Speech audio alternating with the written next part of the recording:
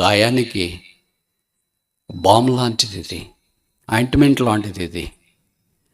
మనిషి ఎముకలు కృషించిపోయి కన్నీరు బట్టి దిక్కుదోచని మూలుగులతో శబ్దము చేస్తూ దేహానికి అంటుకొని పోయి ఏం చేయలో దిక్కుదోచని పరిస్థితిలో ఉన్నప్పుడు దేవుడు ఆ మానవుని విడిచిపెట్టలేదు, మరణానికి అప్పగించలేదు, పాతాళం వైపు వెళ్ళటానికి ఇష్టపడలేదు. కాడించడానికి ఆయన లేచి వచ్చాడు. అంతకాలంలో నుండి బయటికి రాలేకుండా ఉన్నావా? నీ ఒక్కసారి ఆయన కరుణ కొరకు వేడుకుంటే, యేసు ప్రభు దావీదు కుమారుడా నన్ను కరుణించు, ఆ యేసు అక్కడ నిలువబడి నిన్ను కరుణించాలని కోరుతున్నాడు. అనారోగ్యముతో ఉండిపోయానే, పేదరికంలో ఉండిపోయానే, కష్టాల్లో ఉండిపోయానే, కష్టకాలంలో నేను జీవిస్తున్నానే, నాకు ఏదైనా మార్గం ఉందా? నన్ను కట్టేవారు ఉన్నారా? పడిపోయిన నా జీవితాన్ని నిలువబెట్టేవారు ఉన్నారు. నా జీవితానికి ఏదైనా నిరీక్షణ ఉందా? నేను బ్రతికే మార్గం ఏమైనా ఉందా? దేవుడు మనలో ఉన్న శ్రేష్టమైనది తీసుకొని వస్తాడు. ఆయన ఎవరిని కరుణిస్తాడు? కరుణించాలంటే ఏదైనా కులమా, డబ్బా, అందమా, చదువా, ఆస్తి, భక్తే? నా జీవితము, నా దినాలు, నా మూలుగులు, నా ఎముకలు, నా దేహము, ఇలాంటి ఘోష, ఇలాగ ఎముకలు క్షీణించిపోయిన వాడిని, స్వరం పాడైపోయిన వారిని, జీవితంలో ఓడిపోయిన వారిని, దినాలు కొద్దివైన వాడిని, పగిడి కంటే పాడైన స్థలముల్లో జీవించేవాడిని, గూడుబాత లాంటి వాడిని, ఇంటి మీద రాత్రిపూట ఒంటిగా ఉండి పిచ్చక వల్లే ఉండే నన్ను కడతారా? వ్యక్తిగత జీవితాన్ని ఏ ఒక్క వ్యక్తి కూడా కట్టలేడు. మనం ఎంత కట్టాలని ప్రయత్నం చేసుకుంటాం, అంత పడగొట్టుకుంటాం. కానీ ఒకే ఒక్కడు మన జీవితాలను కట్టేవాడు, ఆయన పేరే యేసుక్రీస్తు ప్రభు. సియోను కట్టబడట 102వ కీర్తన ఆధారం చేసుకొని కొన్ని విషయాలు మనం పరిగెరుకోవటానికి ప్రయత్నం చేస్తాం. సామ్ 102, 102వ కీర్తన 16వ వచనం. Psalm 102 verse 16, 102:16. ఏలైనగా యెహోవా సియోనును కట్టి ఉన్నాడు, ఆయన తన మహిమతో ప్రత్యక్షమాయను. ఇది బైబిల్ పండితుల అభిప్రాయ ప్రకారము ప్రవచనమని, 1000 ఏండ్ల పరిపాలన సందర్భంలో సియోను కట్టబడ జ్ఞాపకం చేస్తుందని వారు తలస్తారు. ఇప్పుడు 13వ వచనంలో, నీవు లేచి సియోనును కరుణించెదవు, దాని మీద దయ చూపుటకు కాలము వచ్చును, నిర్ణయ కాలమే వచ్చును. ఇది ప్రస్తుతానికి జ్ఞాపకం చేస్తుందని బైబిల్ పండితుల అభిప్రాయం. ఈ సియోను అనే మాట బైబిల్లో కనీసం 200 సార్లు రాయబడి ఉండవచ్చు. మొట్టమొదట ద్వితీయోపదేశకాండము, డ్యూటెరోనమీ చాప్టర్ 4:48. ద్వితీయోపదేశకాండం 4:48లో బైబిల్లో మొదటిది మనకు కనిపిస్తుంది. ఇంగ్లీష్ బైబిల్లో అయితే ఎస్ అనే పదం వాడబడింది, జయోన్, జడ్ అని ఇక్కడ వాడబడలేదు. తెలుగులో మనకు స్పష్టంగా సియోను అని కనిపిస్తుంది. 4:48 డ్యూటెరోనమీ చాప్టర్ 4 verse 48. ద్వితీయోపదేశకాండం 4:48. అర్నోను ఏటిదరనున్న అరోయేరు మొదలుకొని హెర్మోనును సియోను కొండ వరకున్న మోరీల 2 రాజుల దేశమును. ఇక్కడ మొదటిసారి మనకు కనిపిస్తుంది. బహుశా ఆఖరిసారి మీ అందరికి పరిచయము ప్రకటన గ్రంథం 14వ అధ్యాయం 1వ వచనం. Book of Revelation chapter 14 verse 1. ప్రకటన 14:1. మరియు నేను చూడగా, ఇదిగో ఆ గొర్రెపిల్ల సియోను పర్వతం మీద నిలువబడి ఉండెను. ఎలాంటి సియోను? ద్వితీయోపదేశకాండంలో నుండి ప్రకటన గ్రంథంలోనికి ఎలాంటి సియోనుగా మార్చబడింది అనేది, what a phenomenal, astronomical, incredible change. ఇప్పుడు గొర్రెపిల్ల పరిశుద్ధ పర్వతం మీద నిలబడిన దృశ్యం ప్రకటన గ్రంథంలో పరిశుద్ధాత్మ దేవుడు మనకు చిత్రీకరించిన తీరు శ్లాఘనీయం. ఓ దినాన మనం ఆ ప్రభువుతో పాటు ఉండాలని, ఆ సర్వభూమికి సంతోష కారణమైన ఆ యేసుక్రీస్తు ప్రభు ద్వారా పొందిన ఆశీర్వాదాలన్నింటినీ మనం జ్ఞాపకం చేసుకుని ఆయనతో పాటు సదాకాలము ఆ రాజ్యములో, ఆ పరిపాలనలో, ఆ దేవుని పట్టణంలో, నూతన యెరూషలేములో, పరిశుద్ధ పట్టణంలో ఉండాలని దేవుని యొక్క అభిలాష. దాని కొరకు ఆయన మనల్ని ఇక్కడ సిద్ధం చేస్తున్నాడు. అందుకే మనల్ని కట్టొచ్చున్నాడు. సియోను కడుతున్నాడంటే ఏంటది? ఇంతదాకా సరిగా కట్టబడలేదని గుర్తు చేయబడుతుంది. ఒకవేళ కట్టబడి ఉంటే పడిపోయిందేమో. ప్రభు కట్టేవాడు. God is a master builder. దేవుడు నేర్పరైన శిల్పకారి. ఆయన వల్లే కట్టేవారు ఎవరు లేరు. No builder is not even equal of the tiny part of the builder, master builder called Jesus Christ. ప్రపంచంలో ఎంతోమంది బిల్డర్లు ఉంటారు కదా, మీ ఊర్లో కూడా చాలామంది బిల్డర్స్ ఉంటారు. ప్రతి దగ్గర ఒక బోర్డు పెట్టింటారు, builders builders developers builders developers builders. బైబిల్లో ఉన్న యేసుక్రీస్తు ప్రభు వారు మాస్టర్ బిల్డర్. ఈ బిల్డర్స్ అనేవాళ్ళు బహుశా ఒక స్థలాన్ని తీసుకుని ఒక బిల్డింగ్ని కట్టవచ్చు. యేసు ప్రభు పాడైపోయి చెడిపోయి పతనం అయిపోయిన మానవుని తీసుకొని ఓ ఆధ్యాత్మికమైన వ్యక్తిగా తయారు చేసి ఆయన స్వరూపంలోనికి తీసుకుని వచ్చే గంభీరమైన కార్యక్రమం చేయ సమర్థుడు. Nobody would ever do this building of individual life. వ్యక్తిగత జీవితాన్ని ఏ ఒక్క వ్యక్తి కూడా కట్టలేడు. మనం ఎంత కట్టాలని ప్రయత్నం చేసుకుంటాం అంత పడగొట్టుకుంటాం, కానీ ఒకే ఒక్కడు మన జీవితాలను కట్టేవాడు, ఆయన పేరే యేసుక్రీస్తు ప్రభు. ఆయన కట్టాలని కోరుతున్నాడంటే బహుశా మనం సరిగా కట్టబడలేదేమో. ఆత్మ సంబంధమైన మందిరంగా, సజీవమైన దేవాలయంగా ఇంకా చాలా కట్టబడాల్సిందేమో. ఇంకా అవసరమైన విధానంలో ప్రభు కోరినట్లుగా మనం రాలేదేమో. ఆయన మనల్ని కట్టాలని కోరుతున్నాడు. కట్టబెట్టడానికి ఇష్టమేనా? యెరూషలేమును కట్టువాడు అని ఆయనకి పేరు, సియోను కట్టువాడు అని ఆయనకి పేరు, జీవితాలను కట్టువాడు అని ఆయనకి పేరు, వ్యక్తులను కట్టువాడు అని ఆయనకి పేరు, కుటుంబాలను కట్టువాడు అని ఆయన పేరు, సమాజాన్ని కట్టువాడు అని పేరు, సంఘమును కట్టువాడు అని పేరు. అందుకే మత్తయి 16:18 బైబిల్లో రాయబడుతుంది, I will build my church upon this rock, the gates of the hell shall not prevail against it. ఈ బండ మీద నా సంఘమును కట్టుదును, పాతాళలోక ద్వారములు దాని ఎదుట నిలవనేరవు. ఆయన తన ఆత్మ సంబంధమైన మందిరాన్ని కడుతూనే ఉన్నాడు.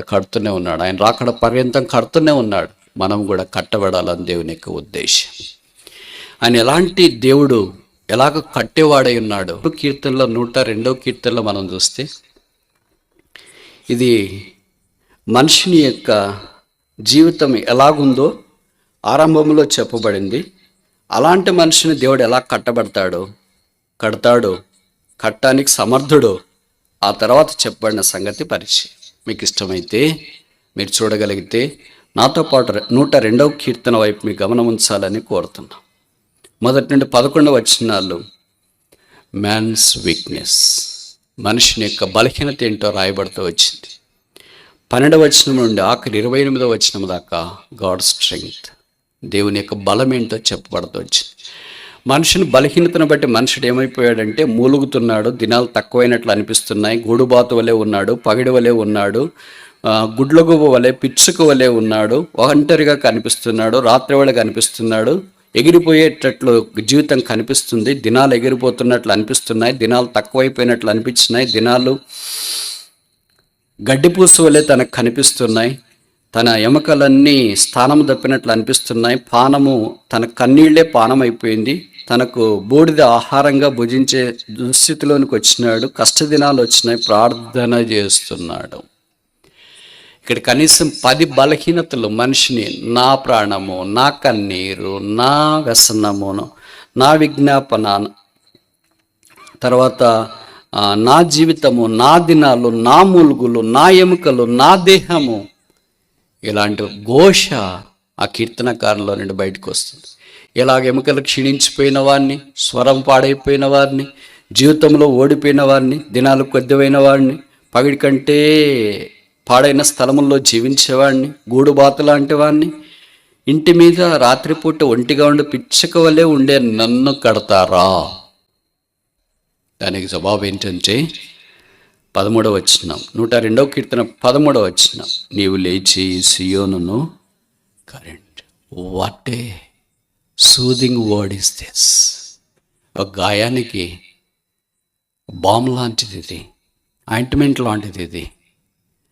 మనిషి ఎముకలు కృషించిపోయి కన్నీరు బట్టి దిక్కుదోచని మూలుగులతో శబ్దము చేస్తూ దేహానికి అంటుకొని పోయి ఏం చేయలో దిక్కుదోచని పరిస్థితిలో ఉన్నప్పుడు దేవుడు ఆ మానవుని విడిచిపెట్టలేదు, మానవానికి అప్పగించలేదు, పాతాళం వైపు వెళ్ళటానికి ఇష్టపడలేదు, కాడించడానికి ఆయన లేచి వచ్చాడు. ఆ దేవుని యొక్క దైవ లక్షణాలు ఒక 5 విషయాలు నేను ఈ గమనానికి తీసుకురావాలని కోరుతున్నాను. మనుషుడి యొక్క బలహీనత కూడా మొదటి 11వ వచనంలో 5 విషయాలు చెప్పాలని తలంచినాను, కానీ మనకంటే మన దేవుడు, మనం ఏ దేవుని నమ్మేమో ఆయన గురించిన గొప్ప సంగతులు మనం ప్రస్తావించుకుంటే మనకు ఊరట కలుగుతుంది. మన బలహీనతలు ఎప్పుడు మనల్ని అంటే ఉంటాయి, అవి అంత తేలిగ్గా బయటికి వెళ్ళవు. అయితే ప్రభుకు స్తోత్రాలు. బైబిల్లో రాయబడుతూ వచ్చింది, the one who is in you is greater than one who is in the world. లోకంలో ఉన్నవాని కంటే నీలో ఉన్నవాడు గొప్పవాడు. ఆ గొప్పవాడే యేసుక్రీస్తు ప్రభు.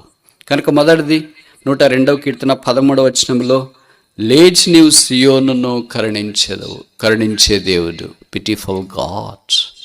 దేవుడు కరుణిస్తే ఎంత బాగుంటుంది. మనుషులు సాధారణంగా కరుణ చూపించాలని ప్రయత్నం చేస్తూ ఉంటారు, కానీ కరుణకు బదులుగా కఠినతను వారు చూపిస్తారు. కొన్నిసార్లు అంటారు, అయ్యో కఠినంగా మాట్లాడకపోతే మనం లోకంలో జీవించలేమంటారు. మీకు బాగా పరిచయం కదా, కొంత మాత్రం కఠినంగా లేకపోతే ఎలాగ బతకనిస్తారు బ్రదర్ అని అనుకుంటాం. కానీ ప్రభువు కరుణ చూపించేవాడు. దావీదు కుమారుడా నన్ను కరుణించమని గుడ్డివాడు భర్తమై కేకలేస్తూ వచ్చినాడు. యేసు ప్రభు వారు మార్గంలో సంచరిస్తున్నప్పుడు ఆయన కరుణ కొరకే పాత్రలైన మనుషుడు ఎంత ధన్యుడు. ఆయన కరుణను పొందిన కుటుంబం ఎంత ఆశీర్వదించబడింది. ఆయన కరుణను పొందిన సంఘము ఎంత శ్రేష్టమైనది. ఆయన ఎవరిని కరుణిస్తాడు?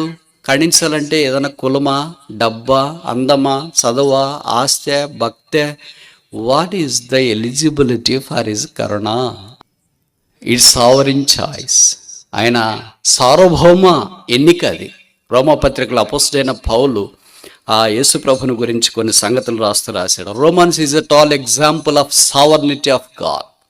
దేవుని యొక్క సార్వభౌమత్వం ఎలాంటిది ఉందో రోమాపత్రికలో అపోస్తలుడైన పౌలు చిత్రీకరించిన తీరు అమోఘం.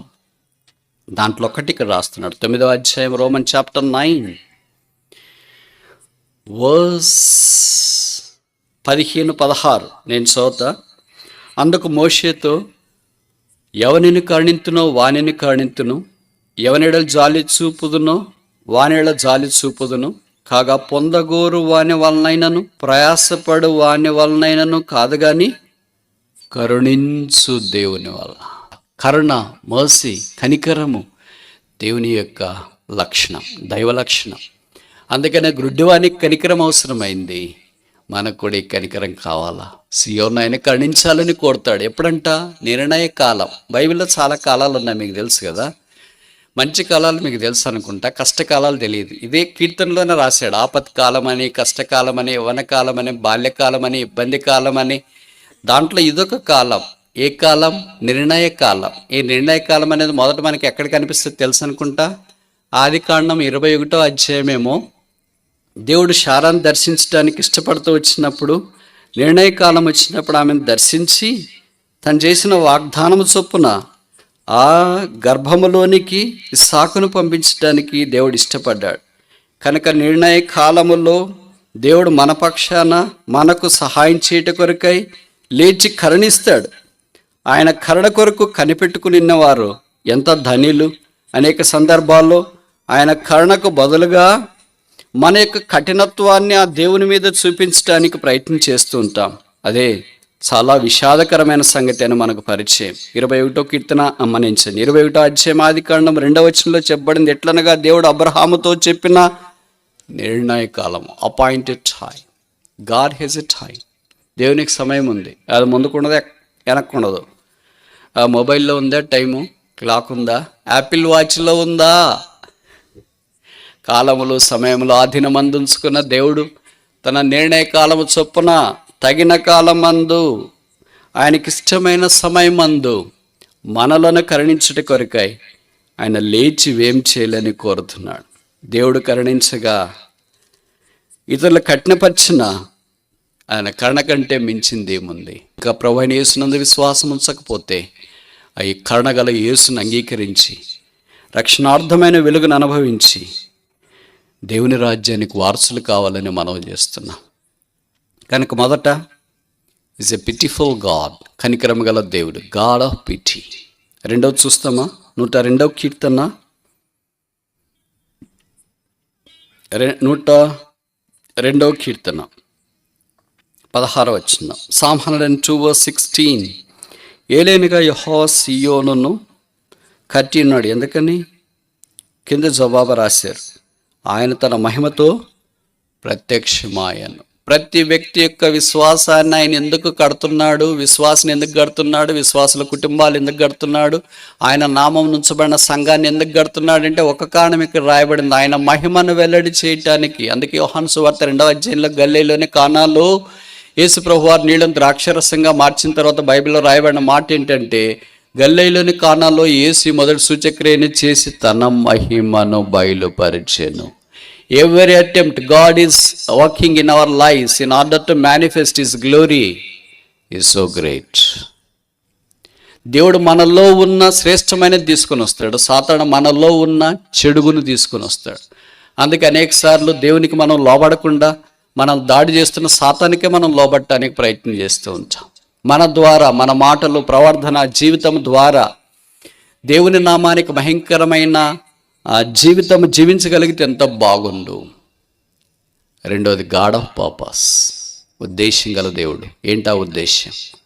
మన జీవితాల ద్వారా మహిమ ఆయనకు రావాలి. మనం ప్రార్థన చేసిన, బోధించిన, ఆరాధన చేసిన, పరిచర్య ధర్మం చేసిన, చెమట గాడ్చిన, కన్నీరు గాడ్చిన, చేయి చాపిన దేవునికి మహిమ ఉందా?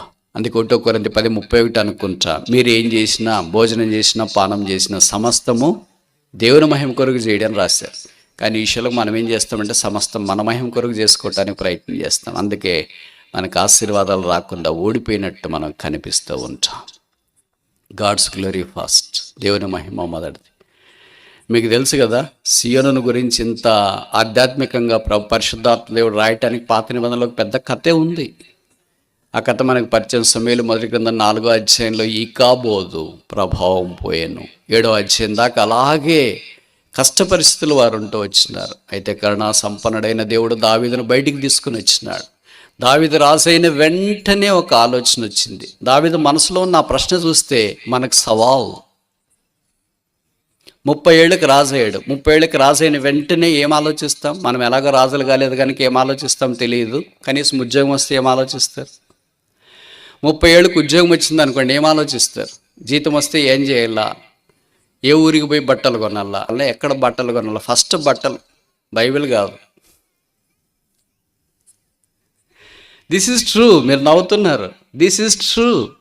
నాకున్న 30 ఏళ్ళ అనుభవంలో ఎంతోమంది యవనస్తులు మనం చూస్తుంటాం కదా, ఎవడైనా బాగా పరిచయం వాళ్ళని అడుగుతుంటా, బ్రదర్ అన్నా నేను జాబ్ చేస్తున్నాను, ప్రార్థన చేయడం నా కొరకు అంటే ఎంతకాలం అయిందంటే ఈ మధ్యలోనే అంటే మొదటి శాలరీ వచ్చింది అని, మొదటి జీతం వచ్చిందంటే వచ్చిందన్న. ఏం చేసినట్టు? బట్టలు కొన్నాను. చాలా మంచి పని చేసినారు మనవాళ్ళు. దావీదు రాజైన వెంటనే తన మనసులో ఉన్న ప్రశ్న ఏంటంటే, how can I bring the ark of God to Jerusalem? How can I? A believer should always paint this question in the heart. How can I, how can I, how can I? దేవుని మందిరాన్ని నేను దేవుని మనసాన్ని నేను ఎలాగ తీసుకుని రాగలను? యెరూషలేము కంటే అర్థం ఏంటి? దేవుని మహిమని నేను ఎలాగ తీసుకుని రాగలను? అలాంటి ఆశ కలిగి ఉన్నాడు, తృష్ణ కలిగి ఉన్నాడు గనక దాని విషయమై దేవుడు ఆయన్ను గణపరచడానికి ఇష్టపడ్డాడు. మనం గణపరచుకోకుండా ఉండటానికి కారణం బహుశా ఇదే. We do not have painted this question in our heart. మన హృదయాల్లో ఈ ప్రశ్న ఉండదు. How can I bring the ark of God to Jerusalem? ఎలాగ యెరూషలేములోనికి దేవుని మందసాన్ని తీసుకొని రాగలను? How can I bring the glory into my life, my ministry and the ministry of the family and the ministry of the local church to which I attend.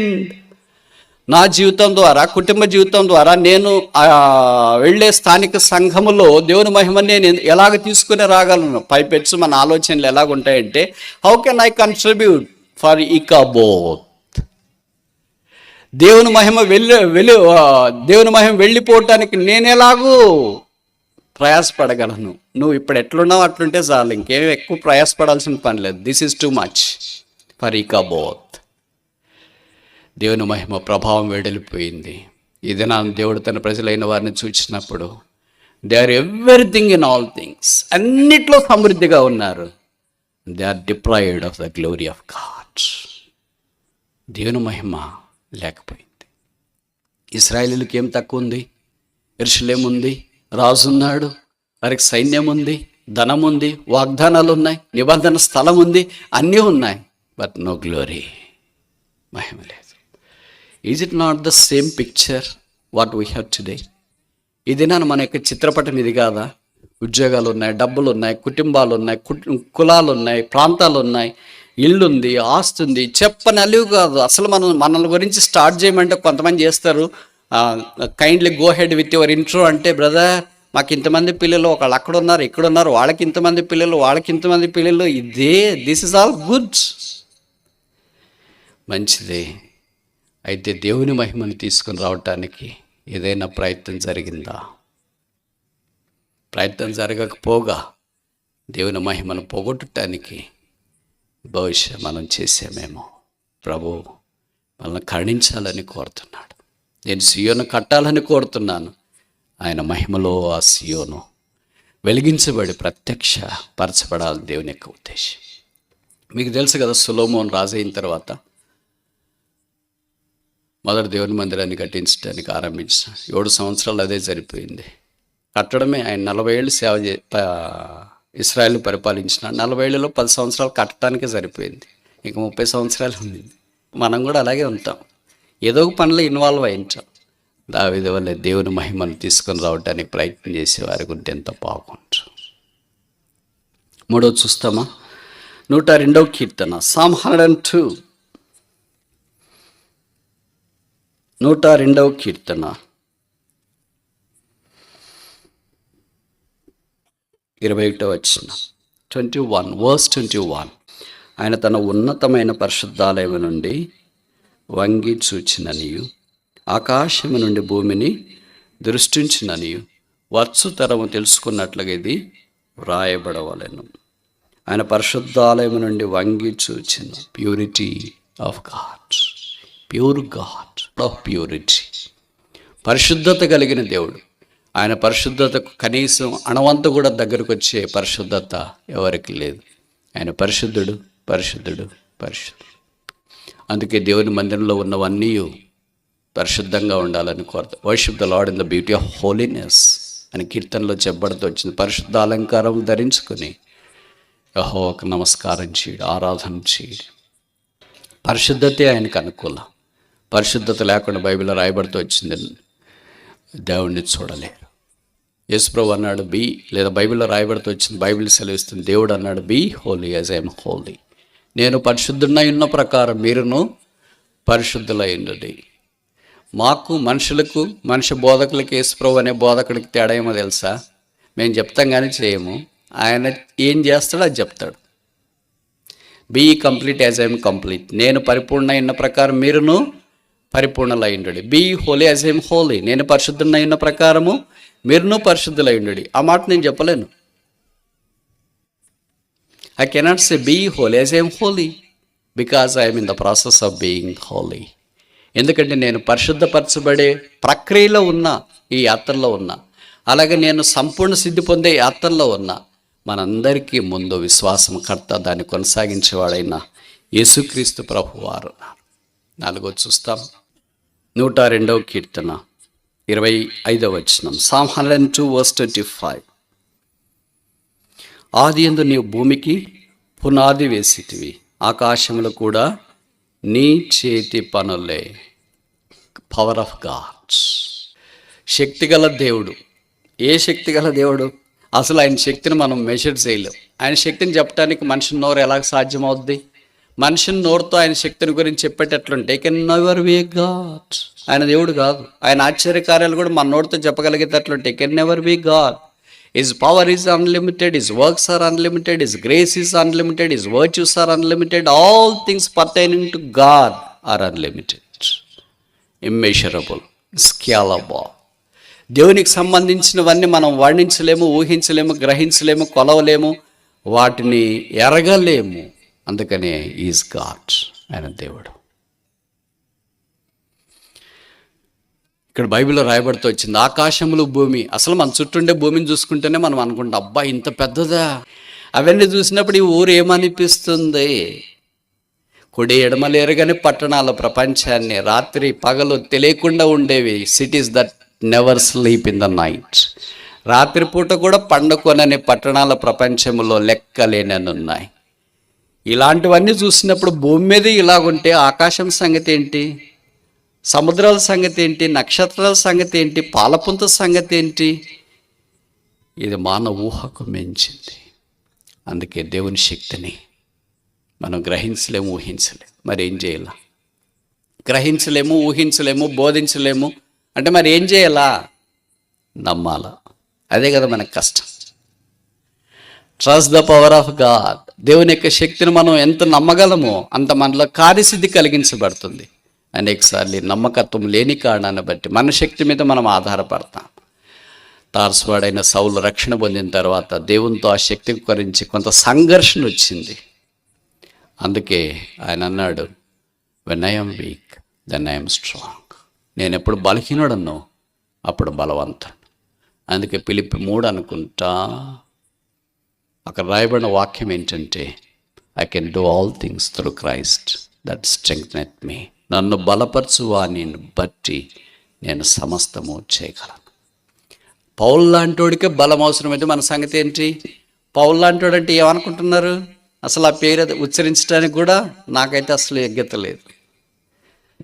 దమస్కు మార్గములో యేసుప్రభు యొక్క స్వరం విన్నవాడు, 3 దినాలు అలాగే గురిడ్డివాడి గుండి చూపు పొందక రక్షణ పొందిన వెంటనే ప్రార్థనలో కొనసాగిన వాడు, దేవుని యొక్క శక్తిని కోరుకుంటే ప్రార్థన అంటే తెలియని నా సంగతి ఏంటి? 14 పత్రికలు దైవాత్మ ద్వారా రాసిన వాడే దేవుని యొక్క శక్తిని కోరుకునేంత బలహీనుడైతే రాసిన పత్రికలు చదువుకోవటానికి బద్ధకమైన మన సంగతి ఏంటి? మధ్యధరా సముద్రం అంతా దాదాపు 3 మిషనరీ ప్రయాణాల్లో కలేదిరిగి దేవుని యొక్క సువార్తను సిలువ ధ్వజాన్ని ఊరేగించిన వాడే నేను బలహీనుడంటే అసలు సిలువ అంటే తెలియదు, సువార్త అంటే తెలియని మన సంగతి ఏంటి? 3వ ఆకాశానికి ఎక్కిపోయి వచింపశక్యము కాని సంగతులన్నీ విన్నవాడే బలహీనుడంటే ఆకాశం సంగతి పక్కన పెట్టండి, భూమి కూడా మనకు కనపట్లేదే, అలాంటి మన సంగతి ఏంటి? ఎన్నో సంఘాలు స్థాపించి ఎంతోమంది సేవకులను తర్బీదు చేసి దేవుని తర్వాత ఆ మాట చెప్పగలిగే స్థానము, follow me as I follow Jesus Christ. నేను క్రీస్తుని పోలే నడిచిన ప్రకారం మీరును నన్ను పోలే నడుచుకున్నాడు. ఈ మాట ఎన్నిసార్లు చెప్పాడు తెలుసా? మీరు అనుకుంటారు కొరింథీయులకు రాసిన 1 పత్రిక 11వ అధ్యాయం 1వ వచనంలో మాత్రమే చెప్పాడు, ఇంకెక్కడ లేదని. 4 సార్లు చెప్పాడు. 4 times in his epistles he says that follow me as I follow Christ, follow me as I follow Christ. మరి జీవితంలో ఇంతదాకా రక్షణ పొంది ఇంతదాకా వచ్చినాం కానీ నాకు తెలిసి ఒక్కసారి కూడా ఈ మాట చెప్పలేను నేనైతే. అలాంటి వాడేమంటున్నాడంటే నేను బలహీనుడను. అలాంటి వాడు బలహీనుడు అంటే మనమేమనాలా? నేను ఈ మాట చెప్తే మీరు అనొచ్చు, బ్రదర్ మేమంతా ఆర్గానిక్ ఫుడ్డే తింటున్నాం, చాలా స్ట్రాంగ్. This all trash. ఈ లోక సంబంధమైన బలం కానీ ఈ లోక సంబంధమైన అంతటినీ ఎన్నికలేందిగా కొట్టి పడేస్తున్నాడు. అందుకే అపోస్తలుడైన పౌలు ఫిలిప్పీ పత్రిక 3వ అధ్యాయంలో రాస్తున్నాడు, ఏదేది లోకంలో నాకు లాభసాధకమై ఉన్నదో దాని అంతటిని క్రీస్తు కొరకే నేను నష్టముగా ఎంచుకొంటిని. అందుకే that I may know him and the power of his resurrection. ఆయన ఎరుగు నిమిత్తం, ఆయన పునరుత్థాన శక్తిని ఎరుగు నిమిత్తం I count everything but loss. చాలామంది క్రైస్తవుల అభిప్రాయం ఏంటంటే యేసుప్రభువుని నమ్ముకున్న తర్వాత ఐ యామ్ ఇన్ గెయిన్ అని అనుకుంటారు. That is not a drawing Christian. ప్రభు దగ్గరికి ఆకర్షించబడే క్రైస్తవుడు అలాంటి వాడు కాదు. పౌలు వలె ఐ లాస్ట్, ఐ లూజ్, నేను నష్టపోయాను, నేను కోల్పోయాను. అది పౌలు యేసుని ఎరగటానికి దానిచ్చి నిర్వచనంగా వాక్యంలో మనం చూస్తున్నాం. ఆయన లేచి సీయోనును కరుణించేవాడు. ఎలాంటి వాడో ఆ దేవుని గురించి 4 సంగతులు చూచిన. మొదటిది ఈజ్ గాడ్ ఆఫ్ పిటీ, కనికరం గల దేవుడు లేదా కనికరించే దేవుడు. రెండవది గాడ్ ఆఫ్ పర్పస్, ఆయన మహిమను ప్రత్యక్షపరుచుకునేవాడు, ఉద్దేశం కలిగినవాడు. మూడవది ఈజ్ గాడ్ ఆఫ్ ప్యూరిటీ, పరిశుద్ధత కలిగిన దేవుడు. నాలుగవది is God of power, powerful God, శక్తి గల దేవుడు. ఐదవ దాకా చూసి ముగిస్తామా? 102వ కీర్తన, 102వ కీర్తన 27వ వచనం. నుండు వాడవు నీ సంవత్సరములకు the years have no end. ఇక్కడ కాంట్రాస్ట్ మీరు గమనించినారా? మొదటి 11 వచనాలు మనుషుడు ఏమన్నాడు? నా దినాలు కొద్దివైపోయినాయి, నా దినాలు ఎగిరిపోయేటట్టు కనిపిస్తున్నాయి, నా దినాలు గడ్డిపూసవలే కనిపిస్తున్నాయి అనే మనుషుని యొక్క జీవితం ఉంటే, దేవుడి దగ్గరికి వచ్చేటప్పటికి దినాలు కాదు, నీ సంవత్సరాలకి the years have no end. Perfectuality of God. ఏ నిత్యుడగు దేవుడు, he has no beginning and no ending. ఆయనకు ఆది లేదు, అంతం లేదు. లెట్ దెర్ బి లైట్, వెలుగు కలుగును కాక పలకకు మునిపే ఉన్న దేవుడు, నిత్యత్వంలో ఉండే దేవుడు. ఈ 5 లక్షణాలు ఈ కీర్తన ద్వారా మనం నేర్చుకునే దేవుడు మనల్ని కట్టాలని కోరుతున్నాడు. ఇప్పుడు ఈయన చెప్పండి, కట్టగలడా లేదా? కులి బల్దాస్, ఆయన మనల్ని కట్టగలడా? లేచి కనికరించగలడా? లేచి కట్టేది ఎందుకంటే ఆయన మహిమను వెల్లడి చేయటానికి. కట్టేది మన కొరకు జీవించడానికి కాదు. వ్యక్తులను, కుటుంబాలను, సంఘాలను ఆయన ఎందుకు కడుతున్నాడంటే మన కొరకు జీవించే రెండవది, మొదట ఆయన మహిమను వెల్లడి చేయాలని. యెహోవా తనకు నివాసస్థలం ఉండుట కొరకే సీయోనును ఏర్పరచుకొని ఉన్నాడు.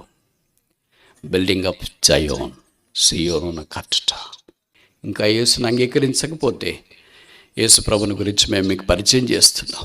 యేసును అంగీకరించిన వారు ఓడిపోయి, సోలిపోయి, డస్సిపోయి, కృంగిపోయింటే, నా జీవితం ఇంతేనా, నా బ్రతికింతేనా, అప్పుల్లో ఉండిపోయానే, అనారోగ్యంతో ఉండిపోయానే, పేదరికంలో ఉండిపోయానే, కష్టాల్లో ఉండిపోయానే, కష్టకాలంలో నేను జీవిస్తున్నానే, నాకు ఏదైనా మార్గం ఉందా, నన్ను కట్టేవారు ఉన్నారా, పడిపోయిన నా జీవితాన్ని నిలువబెట్టేవారు ఉన్నారా, పాడైపోయిన దావీదు గుడారాన్ని నిలువబెట్టేవారు ఉన్నారా, నా జీవితానికి ఏదైనా నిరీక్షణ ఉందా, నేను బ్రతికే మార్గం ఏమైనా ఉందా, ఇంకా నా జీవితం ఇంతేనా, యవ్వన కాలం ఇలాగే, మధ్య వయసు ఇలాగే, వృద్ధాప్యం ఇలాగే, జీవితం అంతా ఇలాగేనా? అలాగైతే ఈ భూమి మీదకి నేను మనిషిగా ఎందుకు వచ్చాను?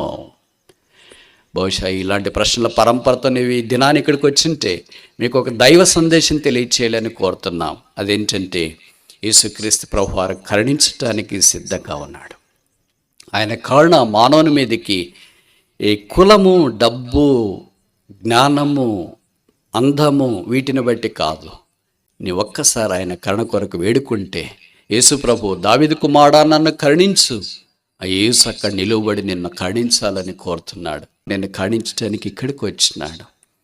జీవితంలో ఓడిపోయావా, సొలిపోయావా, డస్సిపోయావా, పాపం చేత పడ్డబడ్డావా, బంధకాలలో నుండి బయటికి రాలేకుండా ఉన్నావా, కన్నీరు నీకు అన్నపానం అయిపోయిందా, నీ ఎముకలు క్షీణించిపోయాయా, నీ దేహానికి చర్మం అంటుకుని పోయిందా, ఏం చేయలో దిక్కుదోచిన పరిస్థితిలో ఉన్నావా? నాకు నిరీక్షణ ఏంటి? నాకు సహాయం చేసేవారు ఎవరున్నారు? భర్త, భార్య, పిల్లలు, పరిచయమైన వారు, స్నేహితులు, బృందం, కులస్తులు, జ్ఞానవంతులు, క్లాస్మేట్స్, జూనియర్స్, సీనియర్స్ అందరినీ నిరాకరించి ఏకాకిగా నిలిచిపోయావా? రాత్రి వేళ ఇంటి మీద ఉన్న పక్షి వలె, స్పారో వలె, పిచ్చుక వలె బహుశా జీవిస్తున్నావా? గూడబాతు వలె జీవిస్తున్నావా? అయ్యయ్యో, నా జీవితం కట్టబడుతుందా? అది ఆరంభం.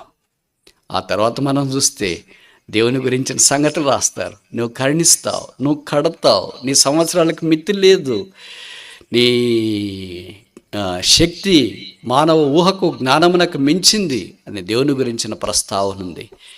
జీవితం నాణ్యానికి రెండు వైపులా రెండు ఉపయోగకరంగా ఎలాగుంటుందో అలాగే మొదటి వైపు ఏమో మన బలహీనతలు, మన పోరాటాలు, మన పతనాలు, మనకు సంబంధించినవన్నీ కనిపిస్తాయి. అయితే ఇంకొక వైపు మనల్ని ప్రేమించిన యేసు, మన కొరకై నరరూపధారుడుగా ఈ భూమి మీదకి దిగి వచ్చిన యేసు, మన కొరకై పాపము భరించడానికి శిలువ మీదకి వెళ్ళిన యేసు. అందుకే బైబిల్ సెలవిస్తుంది, దేవుడు మన ఎడల తన ప్రేమను వెల్లడిపరుచున్నాడు. ఎట్లాగనగా మనం ఇంకనూ పాపలమైండగా, భక్తిహీనమైండగా, బలహీనమైండగా, శత్రులమైండగా యుక్త కాలమున క్రీస్తు యేసు మన కొరకై చనిపోయాను. మనందరం ఈ లోకంలో ఎందుకు జన్మించామో తెలుసా? We are all born to live, but there is only one person in the whole history of the human race that who was born to die. 6000 సంవత్సరాల మానవ చరిత్రలో జన్మించిన ప్రతి మానవుడు ప్రపంచంలో 200 దేశాల్లో చెదిరిన 8 బిలియన్ల ప్రజలు ఎందుకు పుట్టారంటే బ్రతకడానికి పుట్టారు. అయితే ఒకే ఒక్కడు, చరిత్రలో ఒకే ఒక్కడు, దేవకుమారుడు, దేవుడు మానవుడిగా ఈ భూమి మీద జన్మించింది ఎందుకంటే చనిపోవటానికి జన్మించినాడు. పరిశుద్ధుడు పాపి కొరకై చనిపోవటానికి ఇష్టపడ్డాడు. పరమందున్నవాడు భూమి మీద ఉన్న మానవుని కొరకై చనిపోవటానికి ఇష్టపడ్డాడు. నీతిమంతుడు దుర్నీతిమంతుని కొరకై చనిపోవటానికి ఇష్టపడ్డాడు. అక్షయుడు క్షయమైన మానవుని కొరకే చనిపోవటానికి ఇష్టపడ్డాడు. మహిమాస్వరూపైన దేవుడు మహిమకు తక్కువ వచ్చిన మానవుని కొరకై చనిపోవటానికి ఇష్టపడ్డాడు. పాతాళం వైపు పరుగులు తీస్తున్న మానవుని కొరకు పరలోకములో ఉన్న దేవుడు చనిపోవటానికి ఇష్టపడ్డాడు. కోట్ల కొద్ది దూతలతో పరిశుద్ధుడు పరిశుద్ధుడు పరిశుద్ధుడని పొగడబడుతున్న యేసుక్రీస్తు ప్రభువు వారు పాపులైన మనుషులు కోట్ల మంది సంహరించుడి కేకలు వేయటానికి సముద్ర తరంగాల వలె చుట్టుకున్న మనుషుల మధ్యలోనికి చనిపోవటానికి భూమి మీదకి నరావతారిగా వచ్చాడు. ఎందుకో తెలుసా? పాపైన మానవుని కట్టడానికి, జీవితాన్ని బాగు చేయటానికి, కన్నీరు తుడవటానికి, హృదయాన్ని బద్దలైపోయిన హృదయాన్ని అతికించటానికి, సొమ్మసిల్లిపోయిన జీవితాన్ని మాన్పటానికి, జీవితంలో ఓడిపోయి కృంగిపోయి నాకు చావే శరణ్యము అని అనుకుంటున్నావా? యేసుక్రీస్తు ప్రభువారు నీ కొరకై చనిపోయాడు కనుక నువ్వు చనిపోవాల్సిన అవసరం లేదు. Live for Christ because Christ died for you. ఇంకోసారి చెప్పాలా? Live for Christ because Christ died for you. క్రీస్తు నీ కొరకు చనిపోయాడు కనుక క్రీస్తు కొరకై బ్రతకో.